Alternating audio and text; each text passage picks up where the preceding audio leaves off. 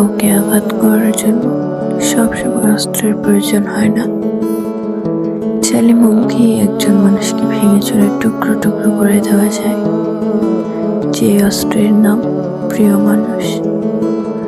আমরা যতই শক্ত হই না কেন, আমাদের জীবনে কেউ একজন থাকে যে কিনা তার কথার দ্বারা আমাদের আহত করতে পারবে বিনা সংকোচে। কারণ প্রিয় কিছুর কাছে মানুষ সবসময় দুর্বল। এত দীর্ঘ জীবন আমার এভাবে হাসফাস করে কেটে যাচ্ছে। একটা মানুষ নেই যে আমার বেঁচে থাকা অস্তিত্বকে ক্ষয়ে যাওয়া থেকে কুড়িয়ে নিয়ে নিরাপদ একটা আশ্রয় দেবে।